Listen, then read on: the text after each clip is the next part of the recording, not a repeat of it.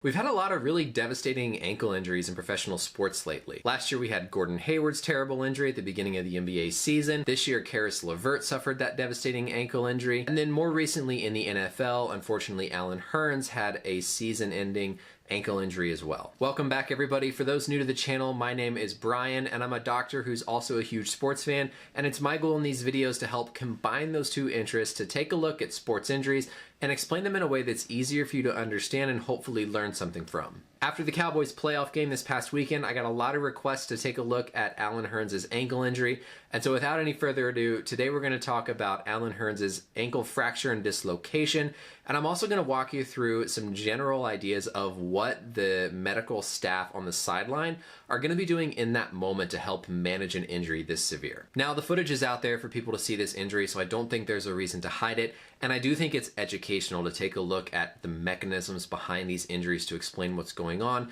So without further ado, we're going to roll some footage of the injury. Warning, it is a pretty gruesome injury, so if you're sensitive to those kind of things, just skip ahead. Prescott, Hurns for the first down. Allen Hurns made the grab, and now Hurns is hurt. He got a first down, but at what price? Oh, good Lord. Back after this. So we can clearly see here as he's being pulled to the ground, that left ankle sort of gets caught underneath him. And the ankle everts or bends outward, as we would call it, which causes ultimately the tibia or the shin bone to snap forward, causing the ankle to dislocate, and as we learned later on, actually cause the bone to pop out of the skin. Let's start with some general terminology. So whenever we're describing a fracture, we can describe it as closed or open. Now, an open fracture basically means that the skin has been disrupted and that the bone is poking out of the skin. On the other hand, a closed fracture means the bone is broken, but everything is still contained within the skin, as bad as the fracture might be. Let's take a look next at our ankle anatomy to get an idea of what these bones are, what the ligaments are involved, to help explain what exactly might have happened during an injury like this. First, let's talk about the major bones that the ankle joint is made up of.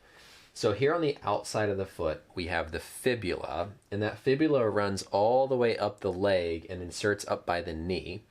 And that's that hard bump that you can feel on the outside of your foot or your ankle. More on the other side, or on the inside, we of course have the tibia, and that's your shin bone that runs up the front and on the inside of the leg. The tibia makes primary contact with the bone called the talus, and then your heel bone, of course, is the calcaneus down below. On the lateral or the outside aspect of the ankle, we have three primary ligaments that help connect the fibula down to the bones in the ankle, and all those ligaments are simply named for the two bones that they connect. Now, you've heard of a high ankle sprain, and the specific ligament involved in a high ankle sprain actually is one that lies higher up here and connects the fibula to the tibia.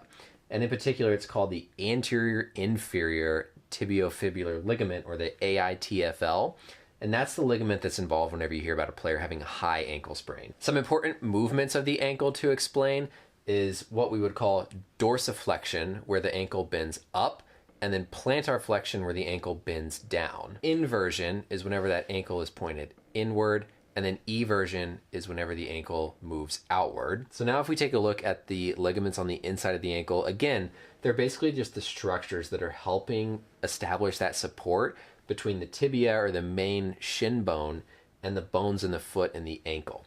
And so again, these ligaments, the names don't really matter, but this is the deltoid ligament complex, if you've ever heard that name before. And again, these are basically just providing structural support to the ankle joint. So if we look back at the mechanism of Hurns' injury this past weekend, we can see that his ankle rotated in eversion, so pointed outward like this, which causes a lot of load on those inside ligaments and ultimately causes them to rupture, which then causes that tibia, the shin bone, to move in that direction, which, as you could see from the footage, was basically what occurred and caused it to be an open fracture and dislocation. Now, one of the unique angles I wanted to take in this video in particular was talking through what the medical staff is doing there on the field and kind of on the sidelines whenever something devastating like this happens. You might have seen my Sean Livingston video where I talked about a knee dislocation and how what we're concerned about is things like blood flow. And it's a similar case with something like an ankle dislocation and even an open fracture. A lot of what they're concerned about is the overall stability, and trying to prevent any long-term complications,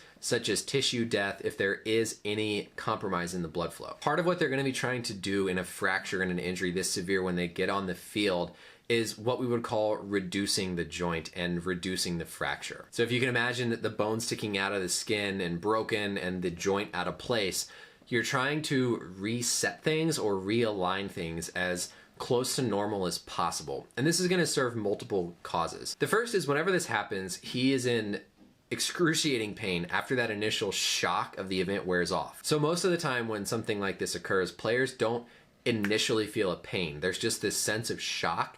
And then after they kind of look and see what happened, the shock kind of wears off. And then there's this intense amount of pain. And so reducing the fracture and reducing the joint dislocation, help to alleviate a good amount of the pain. The second big thing it's doing is it's trying to make sure and restore normal blood flow. So if any blood vessels in there are pinched or getting squeezed in bad ways, trying to realign everything helps to restore that normal blood flow so that we don't run into any issues with tissue death. The other thing you might have seen them do in this particular injury was he had that big black cast looking thing on his leg.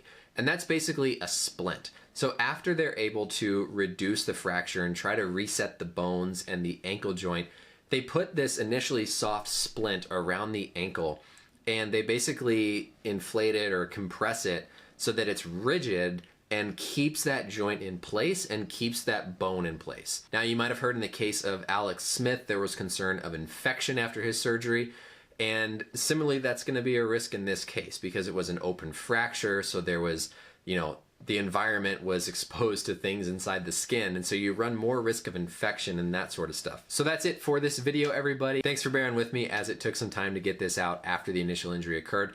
But I hope it's still educational. I hope this gives you a sense of what's going on with these different ankle structures, how we classify fractures and dislocations, and then B, what type of stuff the doctors and the medical personnel are doing both on the field and back in the locker room in such a devastating injury like this. As always, thank you everybody for watching. Let me know any comments below, and until next time, we'll see you later. Bye.